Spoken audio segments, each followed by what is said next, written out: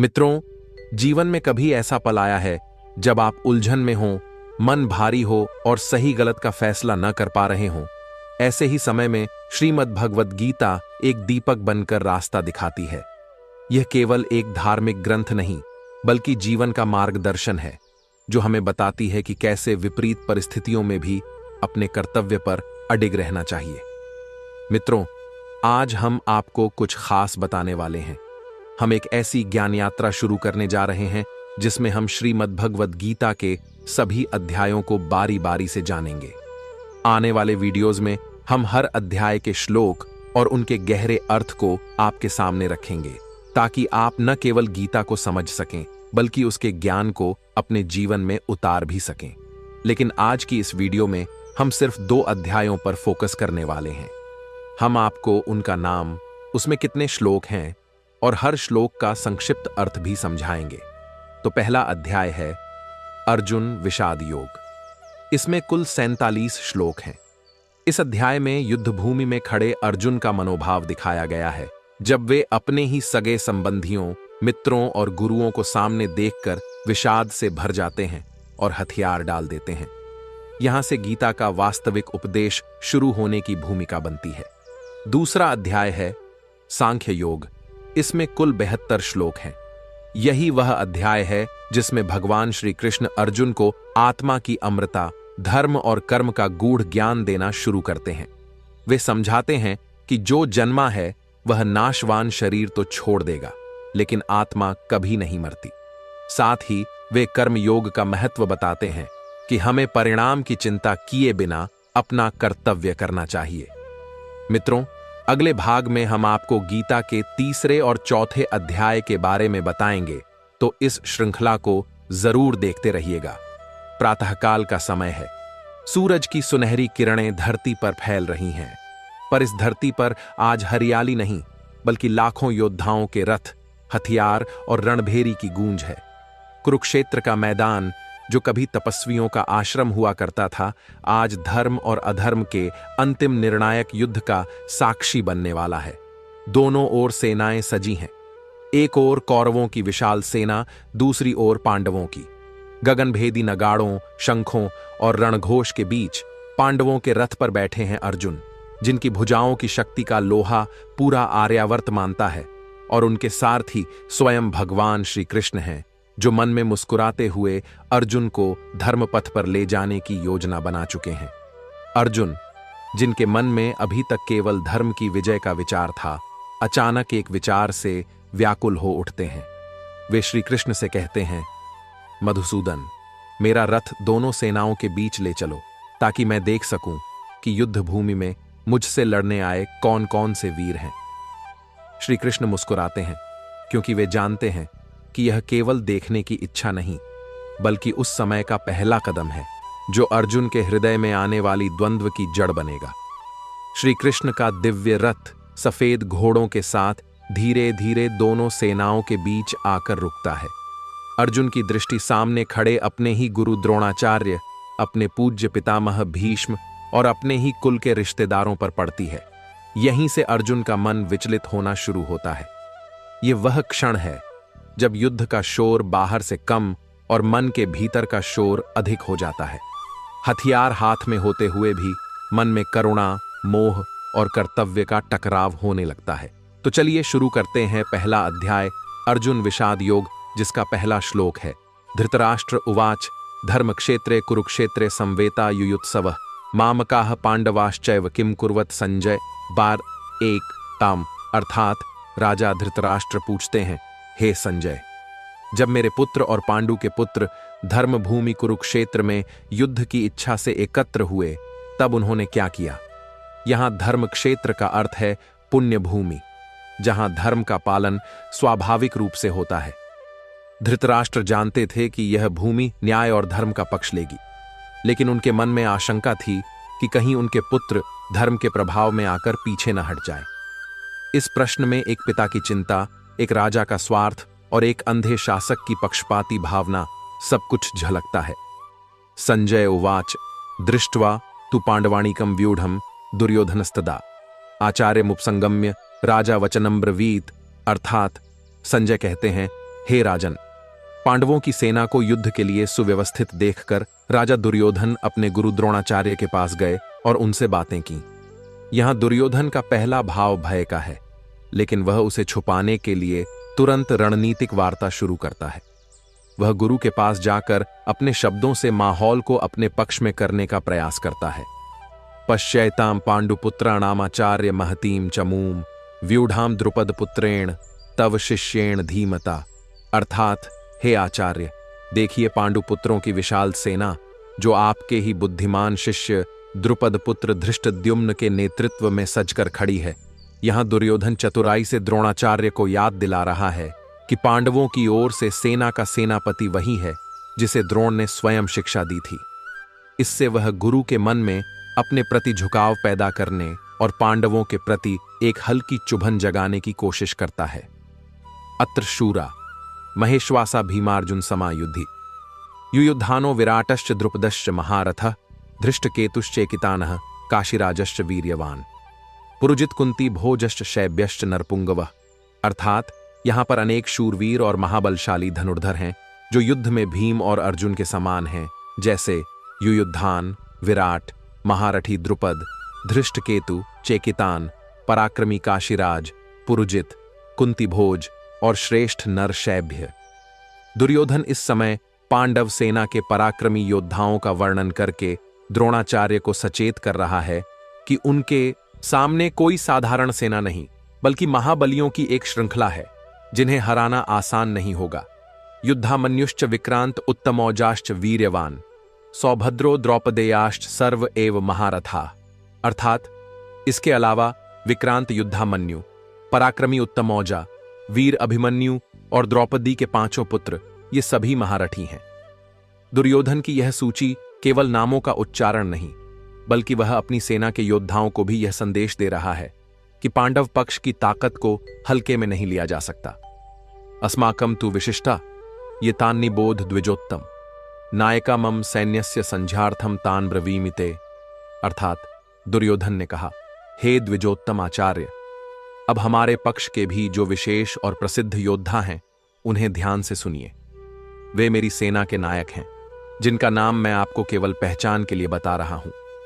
यहां दुर्योधन अपनी सेना के बल को सामने रख रहा है ताकि गुरु को यह आभास हो कि हमारी ओर भी ऐसे योद्धा हैं जो पांडवों के महारथियों का मुकाबला कर सकते हैं। वह यह भी चाहता है कि अपनी सेना का मनोबल बढ़े और गुरु द्रोण को यह लगे कि वे एक शक्तिशाली दल का नेतृत्व कर रहे हैं। यह एक राजा की राजनीतिक सूझबूझ और मनोवैज्ञानिक चाल है। भवान भीष्मश्च कर्णश्च कृपश्च समितिंजयः अश्वत्थामा विकर्णश्च सौमदत्तिस्तथैव च। अर्थात, आप स्वयं, हे आचार्य, साथ ही पितामह भीष्म जो युद्ध भूमि में अजेय हैं, महादानी और महाबलशाली कर्ण जिनके बाण वज्र के समान प्रहार करते हैं, युद्ध में सदैव विजयी कृपाचार्य जो नीति और युद्ध कला दोनों में निपुण हैं, आपके पराक्रमी पुत्र अश्वत्थामा जो गर्व और तेज से भरे हुए हैं, मेरे भाई विकर्ण जो अपनी वीरता के लिए जाने जाते हैं, और सौमदत्त का पुत्र भूरिश्रवा जो धैर्य और बल का अद्भुत संगम है। ये सभी मेरी सेना के आधार स्तंभ हैं। यह सूची केवल नामों की नहीं, बल्कि उन व्यक्तित्वों की है जिनके नाम मात्र से ही विरोधी सेना में भय पैदा हो सकता है। दुर्योधन यहां यह भी संकेत दे रहा है कि इन योद्धाओं के पास वर्षों का अनुभव है और वे केवल युद्ध के लिए ही नहीं, बल्कि अपने सम्मान और वचन की रक्षा के लिए भी लड़ेंगे।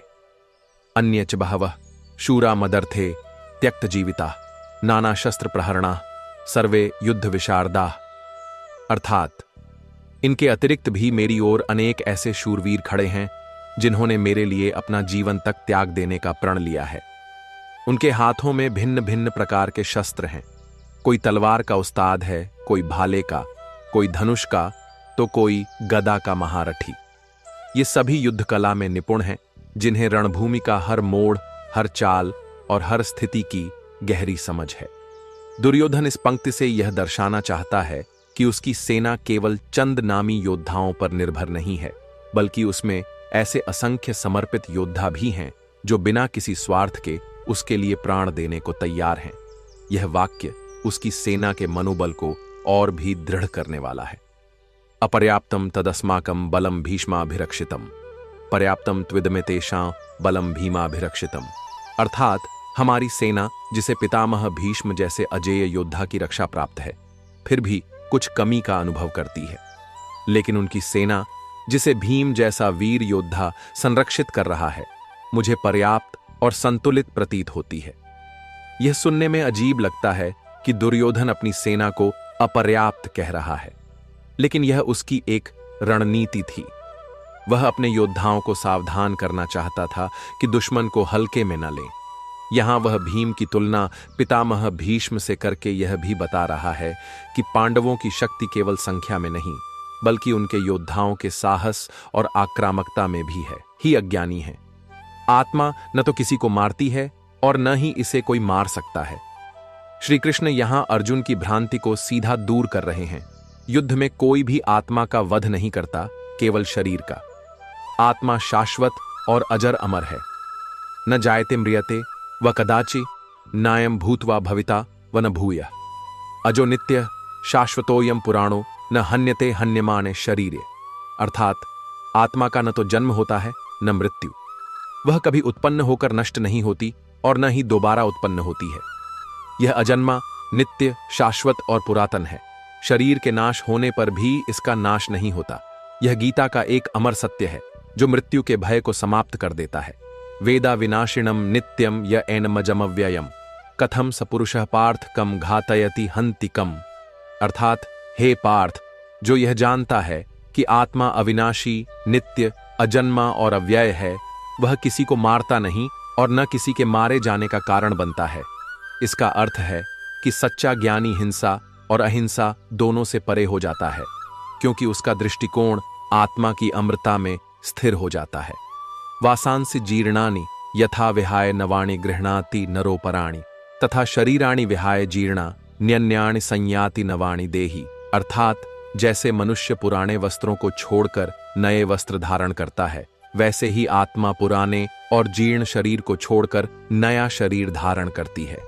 यह उपमा श्री कृष्ण ने अर्जुन को आत्मा की यात्रा समझाने के लिए दी, जिससे मृत्यु को अंत नहीं बल्कि परिवर्तन के रूप में देखा जाए। नैनम छिंदन्ति शस्त्राणि नैनम दहत्ति पावक न चैनम क्लेदयन्त्यापो न शोषयति मारुतः। अर्थात आत्मा को न शस्त्र काट सकते हैं, न अग्नि जला सकती है, न जल भिगो सकता है, न वायु सुखा सकती है। इसका अर्थ है कि आत्मा भौतिक तत्वों के प्रभाव से पूरी तरह परे है। अच्छेद्योयम दाह्योयम क्लेद्यो शोष्य एव च नित्यः सर्वगतः स्थाणुरचलोयम सनातनः। अर्थात आत्मा न तो काटी जा सकती है, न जलाई, न भिगोई, न सुखाई जा सकती है।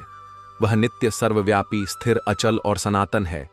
इस ज्ञान से मनुष्य मृत्यु और विनाश के भय से मुक्त हो जाता है। अव्यक्तो यम चिंत्यो यम विकार्यो यमुच्यते तस्मादेवं विदित्वैणम नानुशोचितुमर्हसि। अर्थात यह आत्मा अव्यक्त है, इंद्रियों से परे है, चिंतन के पार है और अविकार्य, अर्थात इसमें कोई परिवर्तन नहीं होता। इसलिए हे अर्जुन, इसे इस स्वरूप में जानकर तू शोक करने योग्य नहीं है। श्री कृष्ण यहां अर्जुन को यह बोध करा रहे हैं कि जिस सत्ता के लिए वे दुखी हो रहे हैं, वह किसी भी प्रकार से नष्ट नहीं हो सकती, इसलिए शोक का कोई कारण नहीं। अथ चैनम नित्य जातम नित्य व मन्य से मृतम तथापि त्वं महाबाहो नैवं शोचितुमर्हसि। अर्थात और यदि तू इसे नित्य जन्म लेने वाला और नित्य मरने वाला मान भी ले, तब भी हे महाबाहो, तू इसे इस प्रकार शोक करने योग्य नहीं समझना चाहिए। अर्थात चाहे कोई आत्मा के अमृतत्व को माने या न माने, युद्ध भूमि में शोक करके कर्तव्य से विमुख होना उचित नहीं है। जातस्य हि ध्रुवो मृत्युर्ध्रुवम जन्म मृतस्य च तस्मादपरिहार्यर्थे न त्वं शोचितुमर्हसि। 10 अर्थात जो जन्मा है उसकी मृत्यु निश्चित है और जो मरा है उसका जन्म भी निश्चित है, इसलिए जो अपरिहार्य है उसके लिए शोक करना व्यर्थ है। यहां श्री कृष्ण जीवन का अटल नियम बता रहे हैं। परिवर्तन ही एकमात्र स्थायी सत्य है। अव्यक्तादीनि भूतानि व्यक्त मध्यानि भारत अव्यक्त निधनान्येव तत्र का परिदेवना। अर्थात हे भारत, सभी प्राणी पहले अव्यक्त थे, बीच में व्यक्त हुए हैं और अंत में फिर अव्यक्त हो जाते हैं। फिर इसमें शोक करने की क्या आवश्यकता है? यह श्लोक जन्म और मृत्यु को एक प्राकृतिक चक्र के रूप में प्रस्तुत करता है, जिसमें आत्मा केवल रूप बदलती है। आश्चर्यवत् पश्यति कश्चिदेनमाश्चर्यवद् वदति तथैव चान्यः। आश्चर्यवच्चैनमन्यः शृणोति श्रुत्वाप्येनम वेद न चैव कश्चित्। अर्थात कोई इस आत्मा को आश्चर्य की तरह देखता है, कोई आश्चर्य की तरह वर्णन करता है और कोई आश्चर्य की तरह सुनता है, फिर भी सुनकर भी कोई इसे पूर्णतः नहीं जान पाता। आत्मा का स्वरूप इतना गूढ़ और अद्भुत है कि साधारण दृष्टि और बुद्धि से इसे पूरी तरह समझना कठिन है। देहि नित्यं वध्योयम देहे सर्वस्य भारत, तस्मात् सर्वाणि भूतानि न त्वं शोचितुमर्हसि। अर्थात हे भारत, यह आत्मा प्रत्येक शरीर में नित्य ही अवध्य है, अर्थात इसका वध असंभव है, इसलिए सभी प्राणियों के लिए तू शोक करने योग्य नहीं है। श्री कृष्ण यहां अंतिम बार इस विषय पर दृढ़ता से कहते हैं कि आत्मा के लिए शोक व्यर्थ है और अर्जुन को अपने योद्धा धर्म की ओर लौटना चाहिए। स्वधर्मंपि चावेक्ष्य न विकंपितुमर्हसि, धर्म्याद्धि युद्धात् श्रेयो अन्यत् क्षत्रियस्य न विद्यते। तो अर्थात अपने स्वधर्म को देखते हुए भी हे अर्जुन, तुझे विचलित नहीं होना चाहिए, क्योंकि क्षत्रिय के लिए धर्मयुक्त युद्ध से बढ़कर और कोई श्रेष्ठ कर्तव्य नहीं होता। श्री कृष्ण यहां अर्जुन को उनके जन्मगत धर्म की ओर वापस ला रहे हैं।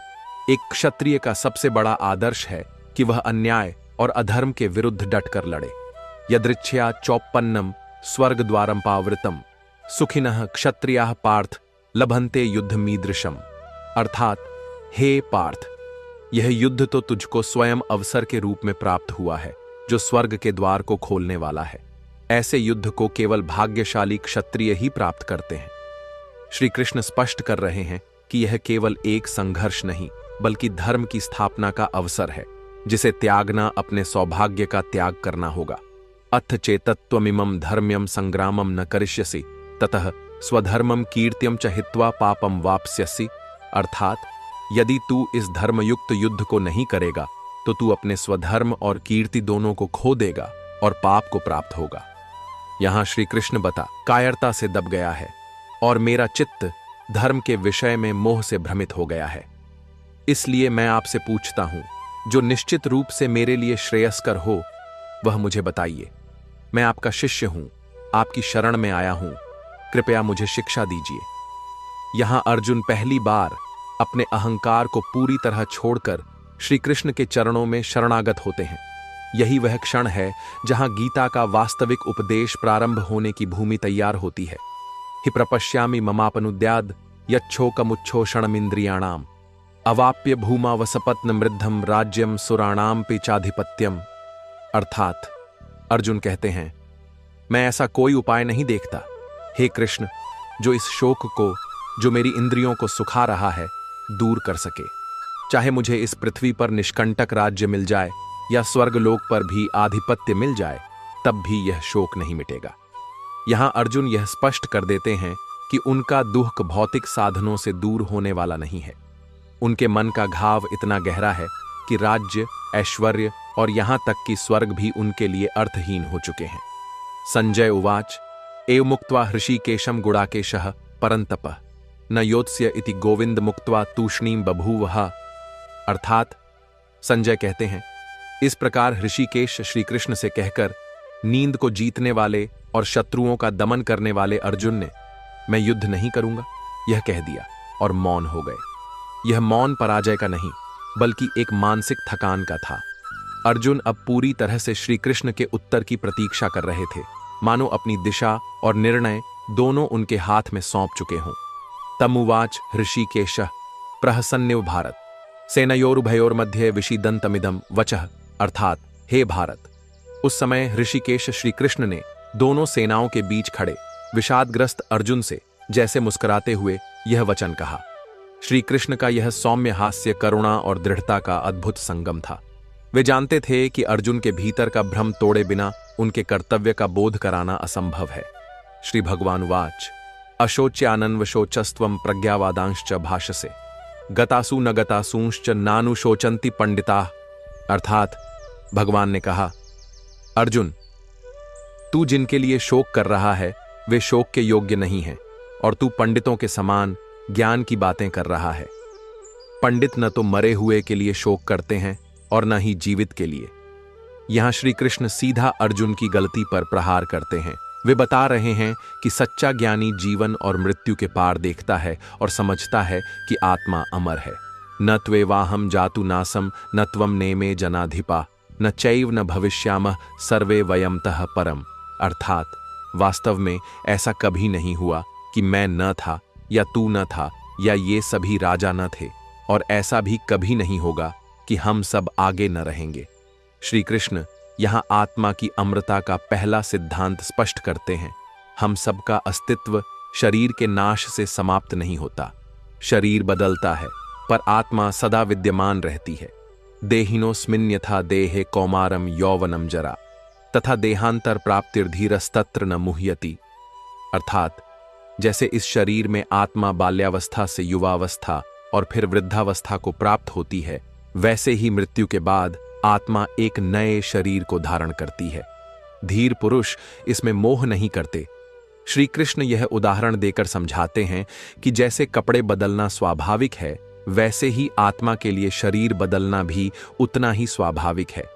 जो इस सत्य को जान लेता है वह मृत्यु को अंत नहीं मानता।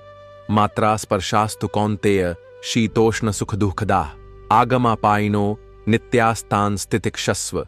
भारत अर्थात हे कुंती पुत्र, इंद्रियों और विषयों के संपर्क से जो शीत गर्म सुख दुख आदि की अनुभूतियां होती हैं, वे आती जाती हैं, स्थायी नहीं हैं। इसलिए हे भारत, तू धैर्यपूर्वक उन्हें सहन कर। यहां श्री कृष्ण जीवन का एक बड़ा नियम बता रहे हैं। सुख और दुख दोनों ही क्षणिक हैं। जो इन्हें समान भाव से सह सकता है वही वास्तव में शांत और स्थिर मन वाला बनता है। यम ही न व्यथयन्ते पुरुषम पुरुषर्षभ समदुः का सुखम धीरम सोमृतत्वाय कल्पते।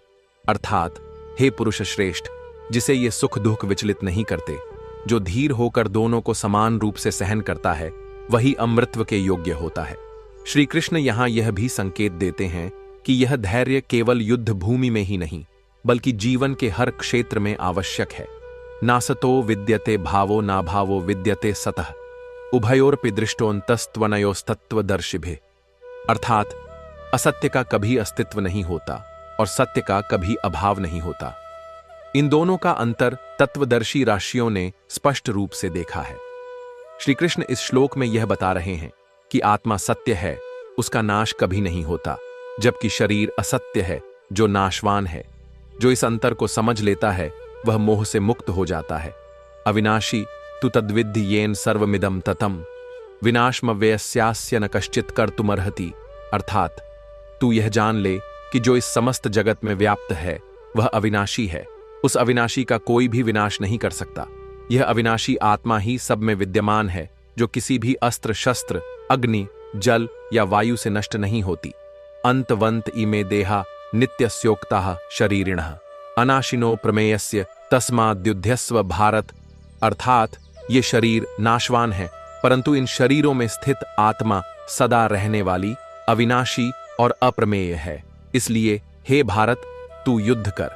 यहां श्री कृष्ण अर्जुन को यह समझा रहे हैं कि वह जिन संबंधियों के शरीर को देखकर दुखी हो रहा है, वे केवल शरीर हैं, आत्मा नहीं। आत्मा का कोई नाश नहीं, इसलिए शोक का भी कोई कारण नहीं। एनम वेत्ति हंतारम यश्चैनम मन्यते हतम उभौतो न विजानीतो नायम हंति न हन्यते। अर्थात जो इसे आत्मा को मारने वाला समझता है और जो इसे मारा हुआ मानता है, दोनों संकल्पित हो गए हैं। जो केवल राज्य और सुख के लोभ में अपने ही स्वजनों को मारने को तैयार हो गए हैं। यह अर्जुन का आत्मग्लानि का क्षण है, जहां वे स्वयं को पाप का भागी मान रहे हैं। उनके भीतर का योद्धा अब करुणा और पश्चाताप में डूब चुका है। यदि माम प्रतीकारम शस्त्रम शस्त्रपाणया धार्तराष्ट्रारणे हन्युस्तन में क्षेमतरम भवेत। अर्थात यदि रणभूमि में शस्त्रधारी धृतराष्ट्र के पुत्र मुझे बिना शस्त्र के और बिना प्रतिकार किए मार दें, तो भी मेरे लिए यह अधिक कल्याणकारी होगा। यहां अर्जुन का मनोबल पूरी तरह टूट चुका है। वे युद्ध करने से इतना पीछे हट चुके हैं कि अब मरना उन्हें बेहतर लगता है बनिस्बत अपने बंधुओं को मारने के। संजय उवाच एव मुक्तवार्जुनः संख्ये रथोपस्थ उपाविशत विसृज्य सशरम चापम शोक संविघ्न मानसः। अर्थात संजय कहते हैं, ऐसा कहकर अर्जुन ने युद्ध भूमि में अपने रथ पर बैठकर अपना धनुष बाण त्याग दिया। उनका मन शोक और करुणा से व्याकुल था। यह दृश्य गीता के पूरे संवाद का प्रारंभिक और सबसे महत्वपूर्ण क्षण है। यहां से भगवान श्री कृष्ण का उपदेश आरंभ होगा, जो आगे के अध्यायों में जीवन, धर्म, कर्म और आत्मा के रहस्यों को प्रकट करेगा। मित्रों, इस प्रकार श्रीमद् भगवद गीता का पहला अध्याय अर्जुन विषाद योग यहीं समाप्त होता है। हमने देखा कि कैसे रणभूमि के मध्य खड़े होकर अर्जुन का मन मोह और करुणा से भर गया। अपने ही बंधु बांधवों को युद्ध के लिए सामने देखकर उनका हृदय विचलित हो उठा और वे धर्म अधर्म के गहरे द्वंद्व में फंस गए। अंततः उन्होंने अपना धनुष बाण त्याग दिया और युद्ध से पीछे हटने का निश्चय कर लिया।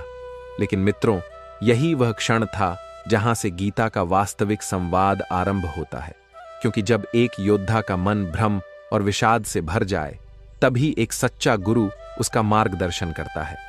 और इस युद्ध भूमि में अर्जुन के सारथी के रूप में स्वयं भगवान श्री कृष्ण खड़े थे, जो अब उन्हें जीवन का, आत्मा का और कर्तव्य का वह ज्ञान देने वाले थे, जो केवल युद्ध ही नहीं बल्कि पूरे जीवन को समझने की कुंजी है।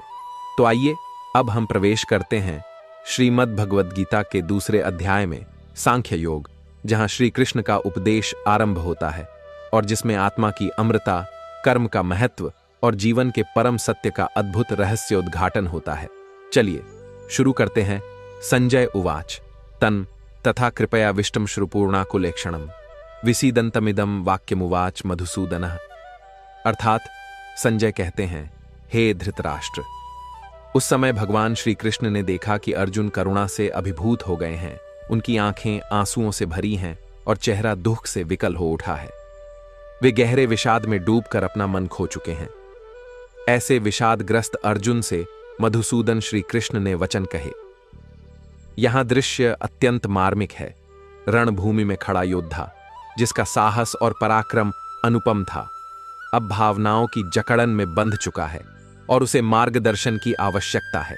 श्री भगवानुवाच कुतस्त्वा कश्मलमिदम विस्मय समुपस्थितम अनार्य जुष्टम स्वर्ग्यम कीर्तिकरम अर्जुन। अर्थात श्री भगवान ने कहा, हे अर्जुन, यह मोह और दुर्बलता तुझ पर इस कठिन समय में कैसे छा गई? यह आचरण आर्य पुरुषों के योग्य नहीं, स्वर्ग को प्राप्त कराने वाला नहीं और कीर्ति को नष्ट करने वाला है।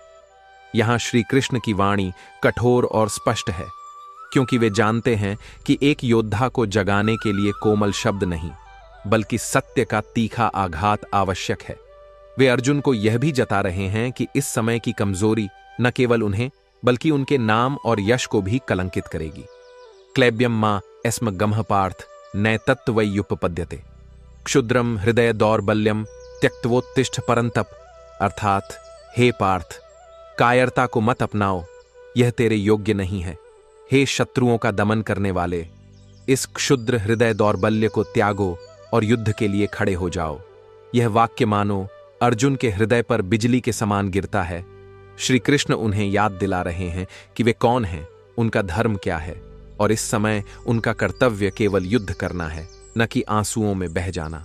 अर्जुन उवाच कठम भीष्ममहं संख्ये द्रोणम च मधुसूदन इषुभिः प्रत्योत्स्यामि पूजार्हा वरिसूदन। अर्थात अर्जुन ने कहा, हे मधुसूदन, हे अरिसूदन, मैं रणभूमि में भीष्म और द्रोण जैसे पूजनीय व्यक्तियों पर बाण कैसे चला सकता हूं? यहां अर्जुन का द्वंद्व और स्पष्ट हो जाता है। वे अपने कर्तव्य और अपने संबंधों के बीच फंसे हुए हैं। जिन लोगों से उन्होंने युद्ध कला सीखी, जिन्हें वे सम्मान देते हैं, उन्हीं के विरुद्ध शस्त्र उठाना उन्हें असंभव प्रतीत हो रहा है। गुरु न हत्वा हि महानुभावान श्रेयो भोक्तुम भैक्ष्यम पीह लोके हत्वार्थ कामांस्तु गुरु निहैव भुंजीय भोगान रुधिर प्रदिग्धान। अर्थात इन महानुभाव गुरुजनों को मारकर राज्य और सुख भोगने से तो इस लोक में भिक्षा लेकर जीना भी श्रेष्ठ है, क्योंकि इनके वध से प्राप्त भोग तो रक्त से सने होंगे। यह वाणी अर्जुन के हृदय में छिपी करुणा और नैतिकता का परिचय देती है। वे मानते हैं कि यदि विजय भी रक्त रंजित होगी तो वह सुख नहीं बल्कि अपराध का बोझ होगी। न चैतद्विद्मः कतरन्नो गरियो यद्वा जयेम यदि वा नो जयेयु यानेव हत्वा न जिजीविषाम स्तेवस्थिता प्रमुखे धार्त राष्ट्रा। अर्थात हम यह भी नहीं जानते कि हमारे लिए क्या अच्छा है, हम उन्हें जीतें या वे हमें जीतें। जिनको मारकर हम जीना नहीं चाहते वे ही धृतराष्ट्र के पुत्र हमारे सामने खड़े हैं।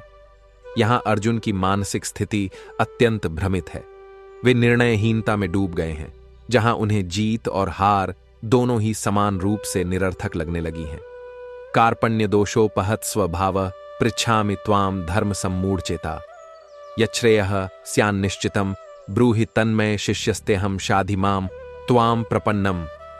अर्थात मेरा स्वभाव ये सामर्थ्य कांक्षितम नौ राज्यम भोगा सुखानि च त इमे वस्थिता युद्ध प्राणांस त्यक्त्वा धनानि च।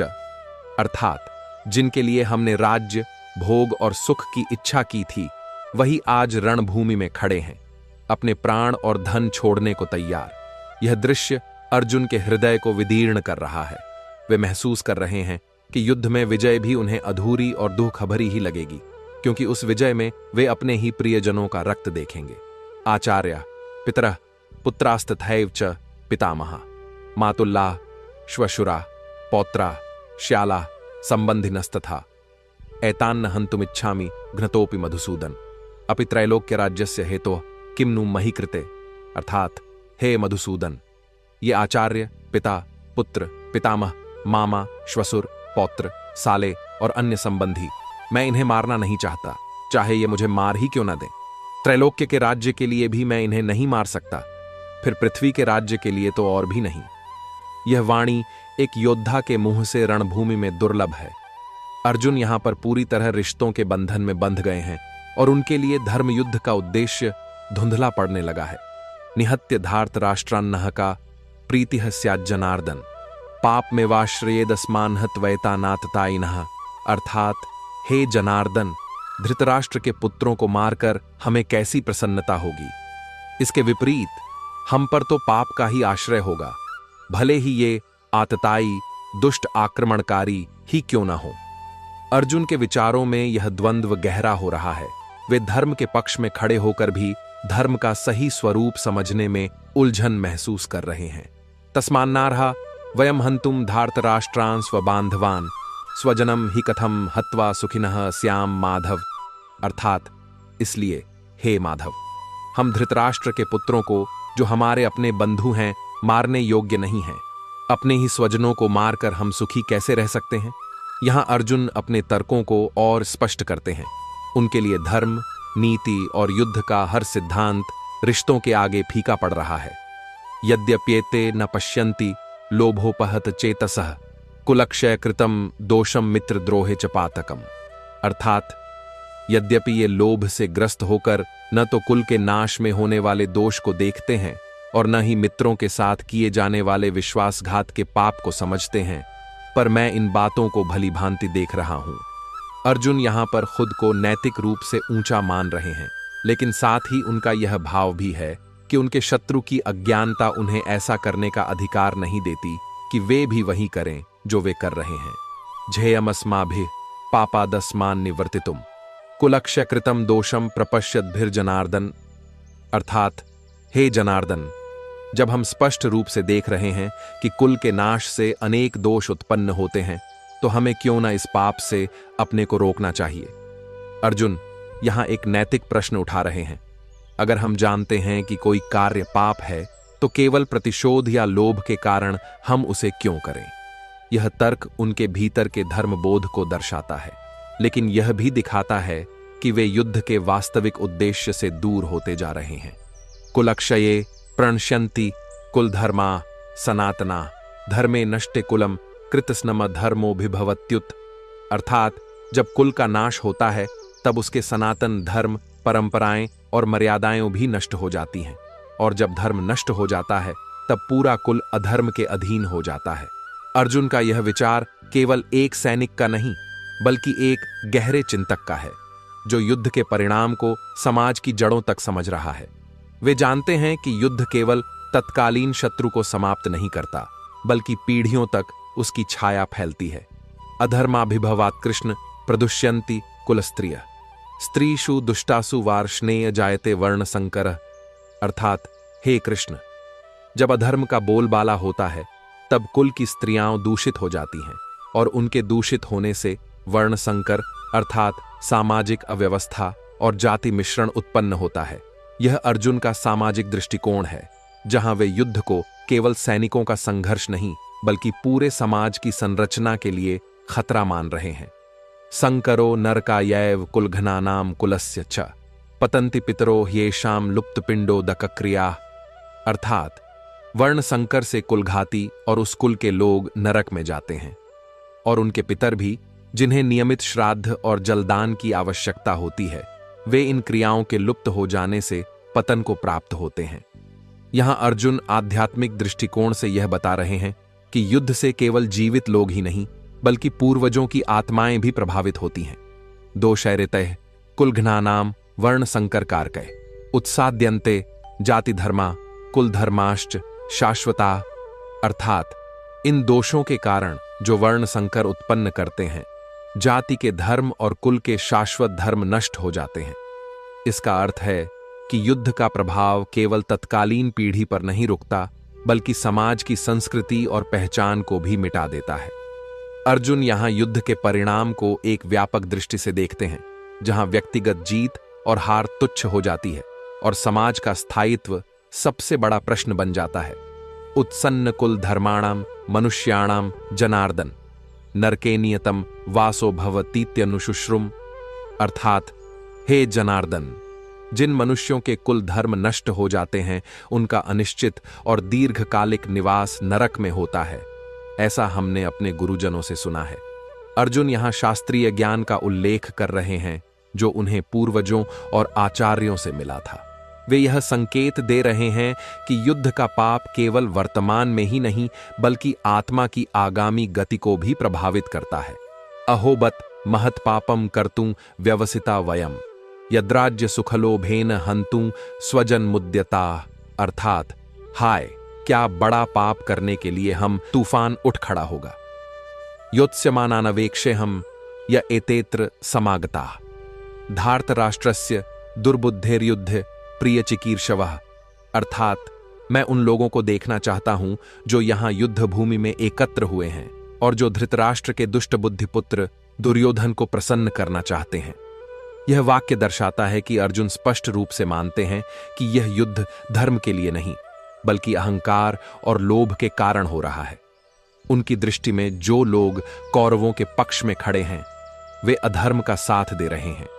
संजय उवाच एव मुक्तो हृषिकेशो गुडाकेशेन भारत सेनयोरुभयोर्मध्ये स्थापयित्वा रथोत्तमं भीष्म द्रोण प्रमुखतः सर्वेषां च महीक्षिताम् उवाच पार्थ पश्यैतान् संवेतान् कुरुनिति।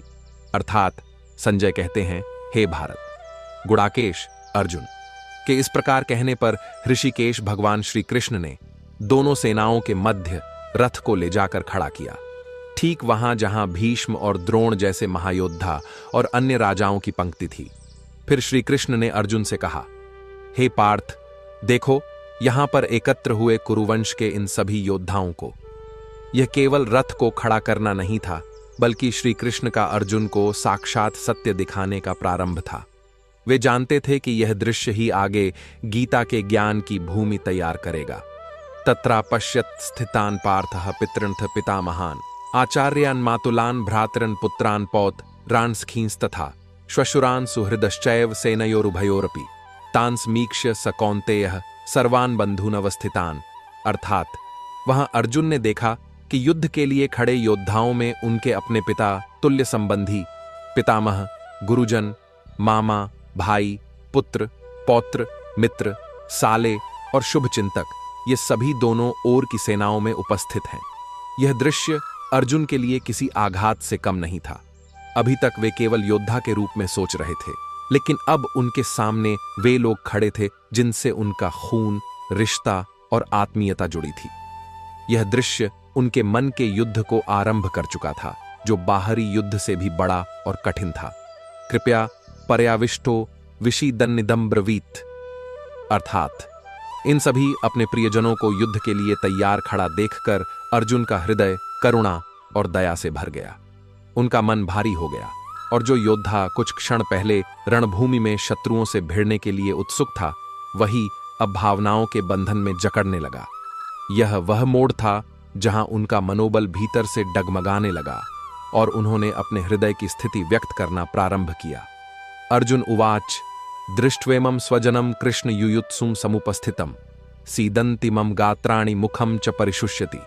अर्थात अर्जुन ने कहा, हे कृष्ण, अपने इन स्वजनों को युद्ध की इच्छा से यहां उपस्थित देखकर मेरे अंग शिथिल हो रहे हैं, मेरा मुख सूख रहा है।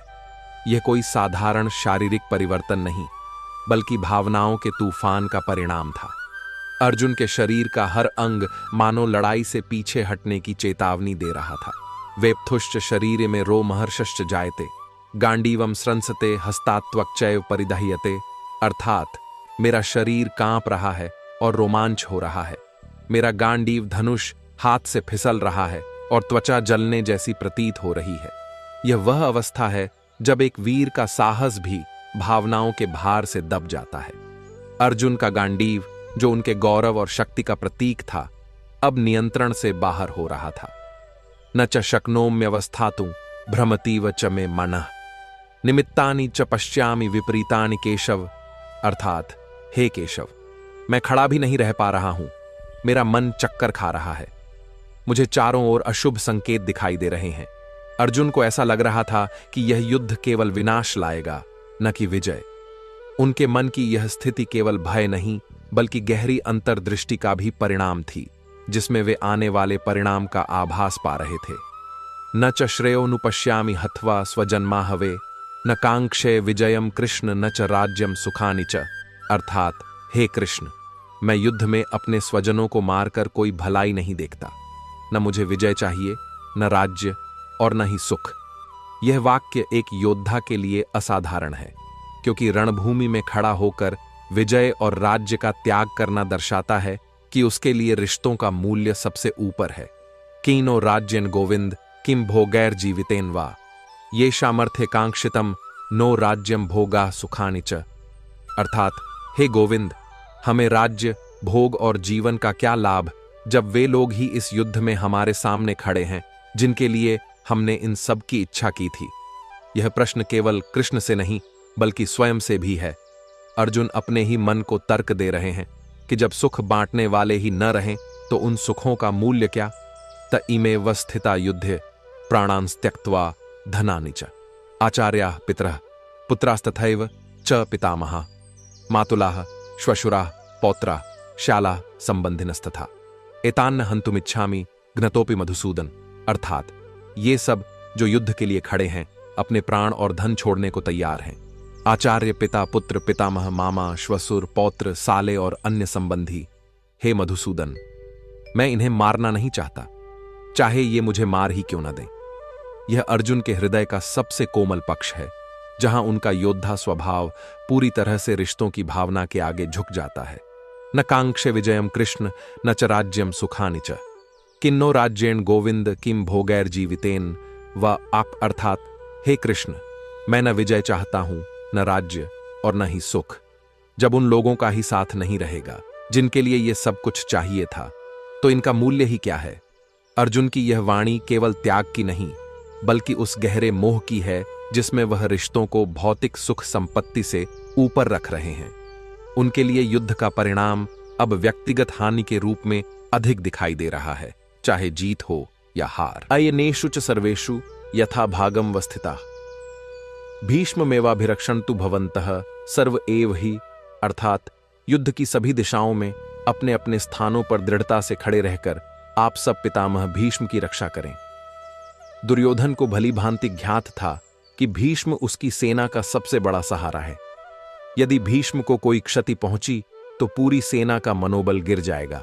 इसलिए वह स्पष्ट आदेश देता है कि हर दिशा से उनकी रक्षा सुनिश्चित की जाए, चाहे सामने कितना भी कठिन युद्ध क्यों न हो। तस्य संजनयन हर्षम कुरु वृद्ध पितामह सिंहनादम विनद्योच्चय शंखम दध्मो प्रतापवान। अर्थात तब कुरुवंश के वृद्ध और अतुलनीय पराक्रमी पितामह भीष्म दुर्योधन का हर्ष बढ़ाने के लिए गर्जनापूर्ण सिंहनाद करते हुए ऊंची ध्वनि में अपना दिव्य शंख बजाने लगे। उनकी शंख ध्वनि केवल युद्ध का प्रारंभ संकेत नहीं थी, बल्कि पूरे रणक्षेत्र में ऊर्जा का संचार करने वाली थी। यह ध्वनि सुनते ही कौरव सेना के हृदय में उत्साह की लहर दौड़ गई और रणभूमि का वातावरण तेज, जोश और गर्व से भर उठा। ततः शंखाश्च भैर्यश्च पणवान्क गोमुखा सहसैवाभ्यहन्यन्त स शब्दस्तुमुलोभवत। अर्थात इसके बाद शंख, भेरी, मृदंग, नगाड़े और गोमुख जैसे अनेक वाद्य एक साथ सहसा और पूरी शक्ति से बज उठे। उस समय जो ध्वनि उत्पन्न हुई वह इतनी प्रचंड और गगनभेदी थी कि पूरा रणक्षेत्र कांप उठा। हर दिशा से उठती यह आवाज मानो युद्ध देवता को आमंत्रण दे रही हो।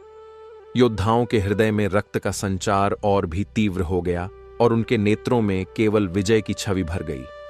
यह ध्वनि केवल संगीत नहीं थी, बल्कि एक सामूहिक घोषणा थी कि अब धर्म और अधर्म के बीच अंतिम निर्णय का समय आ पहुंचा है। ततः श्वेतैर्हयैर्युक्ते महतिस्यन्दने स्थितो माधवः पांडवश्चैव दिव्यो शंखो प्रदद्मतु। अर्थात इसके बाद श्वेत अश्वों से युक्त भव्य रथ में भगवान माधव, श्री कृष्ण और पांडव अर्जुन ने अपने दिव्य शंख बजाए। यह दृश्य अद्वितीय था। एक ओर रथ के सारथी स्वयं भगवान श्री कृष्ण, जिनकी आंखों में अडिग शांति और चेहरे पर दिव्य तेज था। दूसरी ओर धनुर्धर अर्जुन, जिनके भीतर धर्म के लिए लड़ने का दृढ़ संकल्प था। जब दोनों के शंख एक साथ गूंजे तो वह ध्वनि केवल रणभूमि में ही नहीं, बल्कि समय के पन्नों में भी अमर हो गई। यह घोषणा थी कि धर्म की ओर से युद्ध का नेतृत्व स्वयं भगवान करेंगे। पांचजन्यम ऋषिकेशो देवदत्तम धनंजय पौंड्रम दध्मो महाशंखम भीमकर्मा वृकोदरः। अर्थात ऋषिकेश श्री कृष्ण ने अपना पांचजन्य शंख बजाया, जिसकी ध्वनि में समुद्र की गहराई और आकाश की असीमता समाई थी। अर्जुन ने देवदत्त शंख फूंका, जिसकी गूंज में एक वीर योद्धा का अडिग साहस था। और भीमकर्मा महाबली भीमसेन ने अपने विशाल पौंड्र शंख से ऐसी गर्जना की कि शत्रु सेना के हृदय भय से कांप उठे। इन तीनों की ध्वनि ने जैसे घोषणा कर दी कि इस युद्ध का परिणाम धर्म के पक्ष में ही होगा।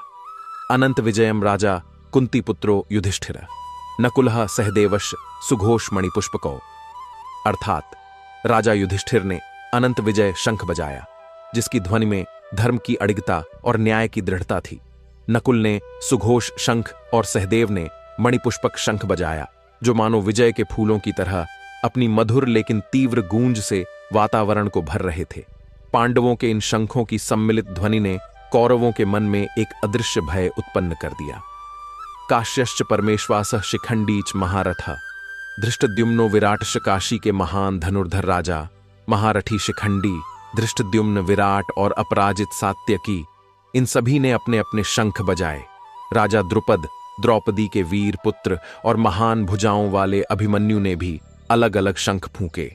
इन असंख्य शंख ध्वनियों ने मिलकर ऐसा तूफानी स्वर उत्पन्न किया कि मानो आकाश फट पड़ा हो। यह ध्वनि केवल युद्ध की तैयारी नहीं, बल्कि धर्म के लिए एकजुट होने की उद्घोषणा थी। सघोषो धार्तराष्ट्राणा हृदयाणि व्यदारयत नभश्च पृथिवीं चैव तुमुलो व्यनुनादयन। अर्थात यह भयानक शंख ध्वनि आकाश और पृथ्वी दोनों को गुंजायमान करती हुई धृतराष्ट्र के पुत्रों के हृदय चीर गई। उनकी छाती में अनजाने भय की लहर दौड़ गई, मानो उन्हें पहले ही संकेत मिल गया हो कि इस धर्म युद्ध में विजय उनके हाथ से फिसल जाएगी। यह ध्वनि उन्हें यह याद दिला रही थी कि वे जिस युद्ध में उतरने जा रहे हैं, उसमें उनके सामने केवल योद्धा ही नहीं, बल्कि धर्म की शक्ति स्वयं खड़ी है। अथ व्यवस्थितान् दृष्ट्वा धार्तराष्ट्रान् कपिध्वजः प्रवृत्ते शस्त्र संपाते धनुरुद्यम्य पांडवः ऋषिकेशम तदा वाक्यमिदमाह महीपते। अर्थात इसके बाद जब कपिध्वजधारी अर्जुन ने कौरवों की सेना को युद्ध के लिए पूरी तरह तैयार खड़ा देखा और शस्त्रों की टकराहट का समय निकट आ गया, तो उन्होंने अपना गांडीव धनुष उठाया और अपने सारथी भगवान श्री कृष्ण से कुछ वचन कहे। यह क्षण अत्यंत निर्णायक था। अर्जुन एक ओर वीरता से भरे थे, पर दूसरी ओर उनके मन में अपने प्रियजनों को युद्ध भूमि में देखकर एक हलचल भी थी। यह वही क्षण है जब अर्जुन के मुख से वह अनुरोध निकला जिसने आगे चलकर गीता के उपदेश का द्वार खोला। अर्जुन उवाच सेनयोरुभयोर मध्ये रथम स्थापयमेच्युत यावदेतान् निरीक्ष्यहं योद्धुका मानवस्थितान्। कैर्मया सह योद्धव्यमस्मिन् रण समुद्यमे। अर्थात अर्जुन ने कहा, हे अच्युत, मेरा रथ दोनों सेनाओं के बीच में खड़ा कर दीजिए, ताकि मैं उन योद्धाओं को भली भांति देख सकूं जो इस युद्ध के लिए एकत्र हुए हैं और जिनसे मुझे इस महायुद्ध में लड़ना है। यहां अर्जुन का स्वर एक योद्धा के उत्साह का भी है और एक मानव के स्वाभाविक भाव का भी। वह शत्रु को देखने की इच्छा रखते हैं, परंतु उन्हें यह आभास नहीं कि इन चेहरों को देखते ही उनके भीतर भावनाओं का रहे हैं कि धर्म का त्याग केवल व्यक्तिगत हानि नहीं बल्कि आध्यात्मिक पतन का कारण भी बनता है। अकीर्तिं छापि भूतानि कथयिष्यन्ति ते व्ययाम संभावितस्य चाकीर्तिर्मरणादतिरिच्यते। अर्थात लोग तेरी अकीर्ति, अपयश को सदा कहते रहेंगे और सम्मानित व्यक्ति के लिए अपयश तो मृत्यु से भी बढ़कर है। अर्जुन को यह याद दिलाया जा रहा है कि एक योद्धा का गौरव केवल उसकी जीत में नहीं बल्कि उसके साहस और धर्म के पालन में है। भयाद्रणादुप्रतम मनस्यन्ते त्वाम महारथा ये शाम च त्वम बहुमतो भूत्वा यास्यसि लाघवम। अर्थात जिन महारथियों ने तुझे अब तक महान माना है वे सोचेंगे कि तू भय के कारण युद्ध से पीछे हट गया और तू उनके लिए तुच्छ बन जाएगा। यह शब्द अर्जुन के अहंकार और योद्धा सम्मान दोनों को झकझोरते हैं।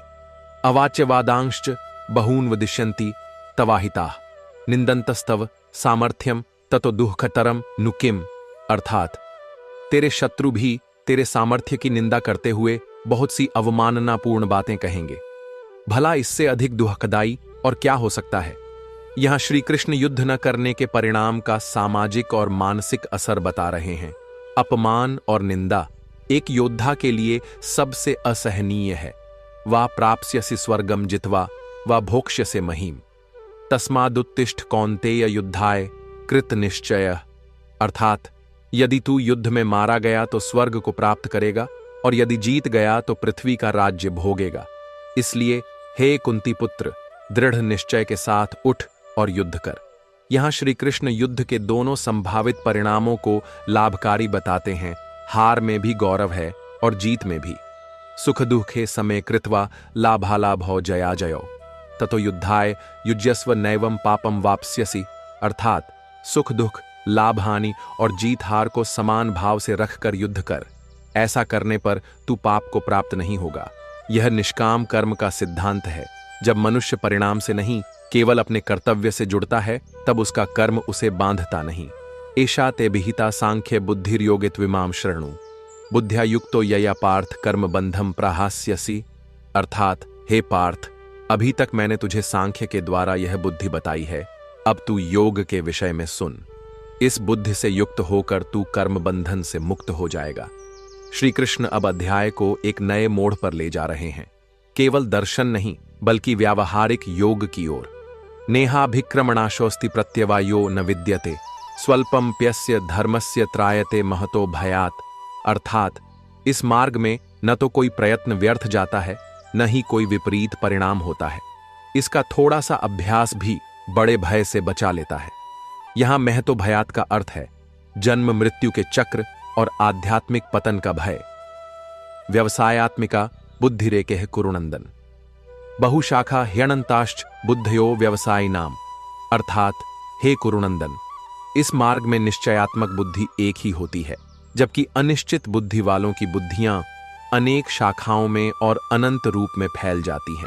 इसका अर्थ है कि जो साधक लक्ष्य में स्थिर है उसका मन इधर उधर भटकता नहीं, लेकिन जो स्थिर नहीं है उसका मन असंख्य इच्छाओं में उलझा रहता है।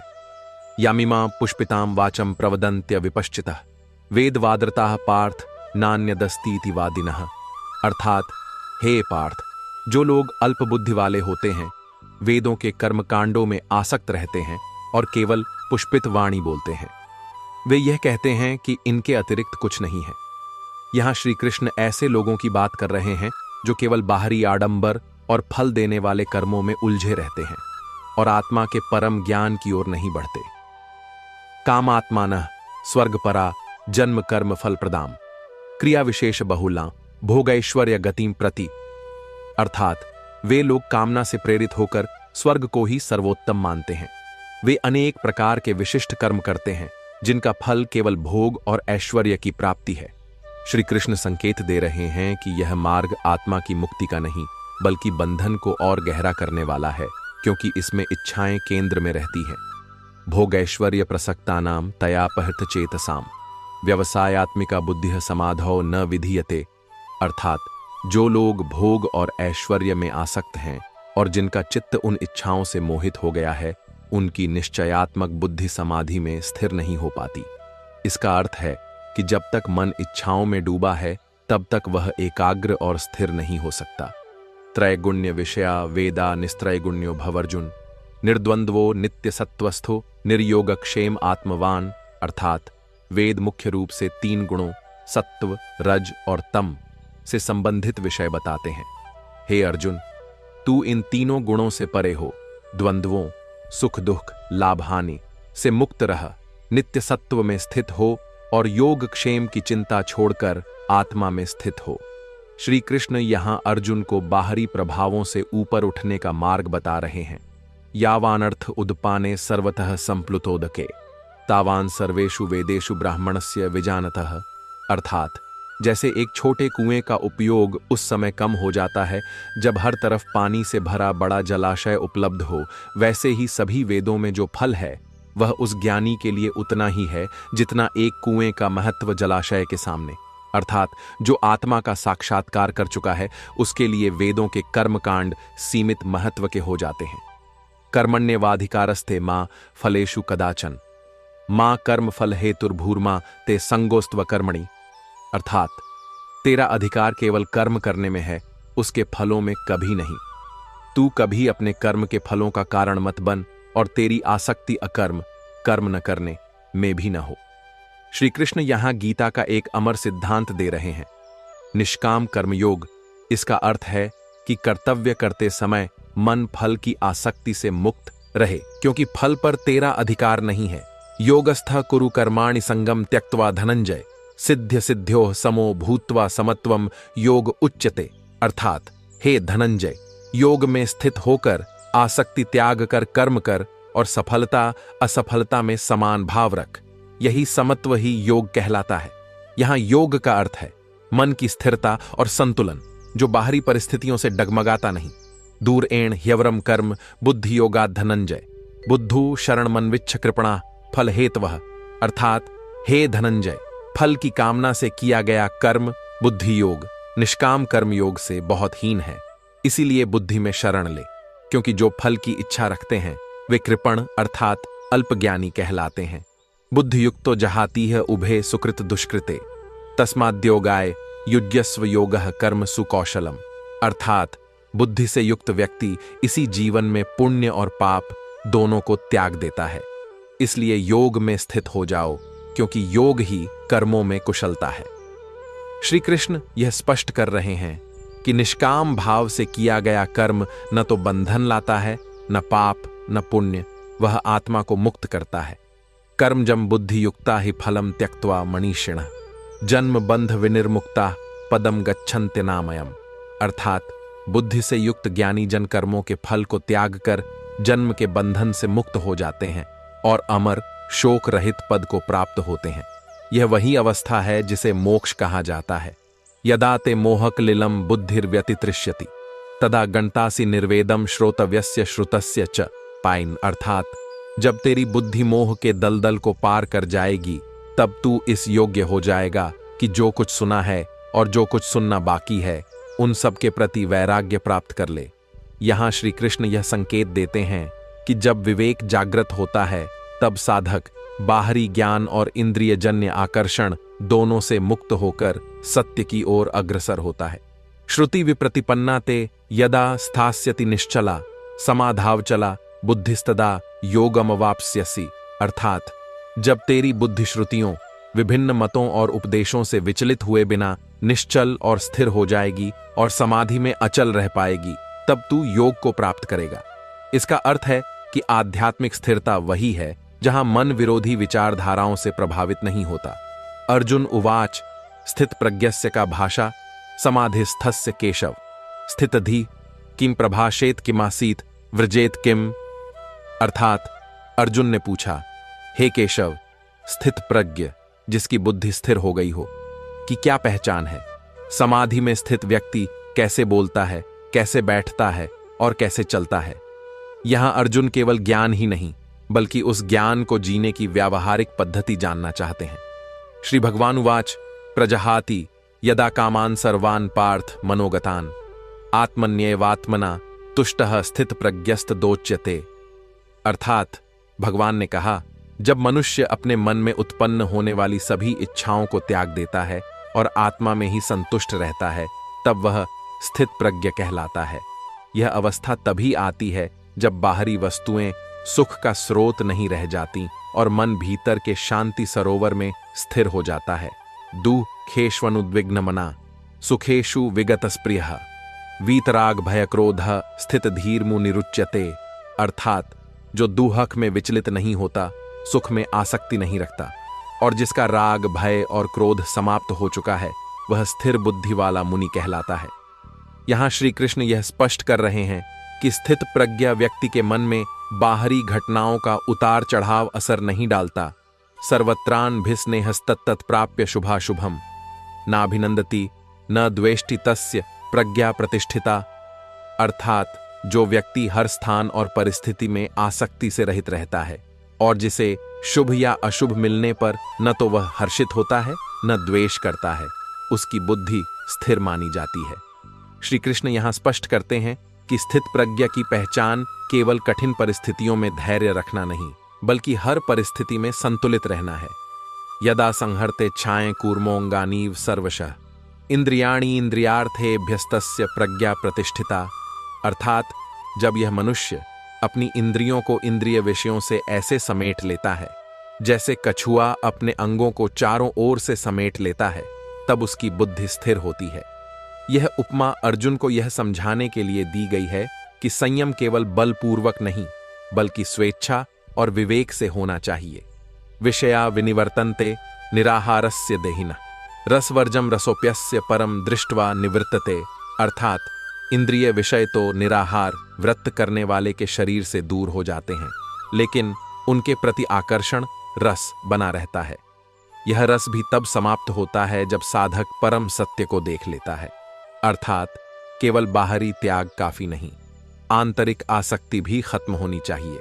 यत तो ह्यपि कौन्तेय पुरुषस्य विपश्चितः इंद्रियाणि प्रमाथीनि हरन्ति प्रसभम मनः।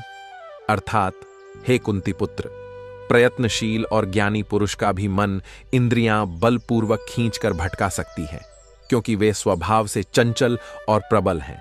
श्री कृष्ण यह चेतावनी दे रहे हैं कि आत्मसंयम का अभ्यास निरंतर होना चाहिए, अन्यथा मन किसी भी समय विचलित हो सकता है। तानि सर्वाणि संयम्य युक्त आसीत मत्परः वशे ही यस्येन्द्रियाणि तस्य प्रज्ञा प्रतिष्ठिता। यास अर्थात इसलिए उन सभी इंद्रियों को वश में करके और मन को मुझ में स्थित करके बैठ। जिसकी इंद्रियां वश में होती हैं उसकी बुद्धि स्थिर होती है। यहां श्री कृष्ण अर्जुन को बता रहे हैं कि संयम का सर्वोत्तम मार्ग भगवान में मन को स्थिर करना है, क्योंकि वही स्थिरता का सबसे सुरक्षित आधार है। ध्यायतो विषयान पुंसः संगस्तेषूपजायते संगात संजायते कामः कामात् क्रोधोभिजायते। अर्थात जो मनुष्य बार बार इंद्रिय विषयों का चिंतन करता है उसमें उन विषयों के प्रति आसक्ति उत्पन्न होती है। आसक्ति से इच्छा काम जन्म लेती है और इच्छा पूरी न होने पर क्रोध उत्पन्न होता है।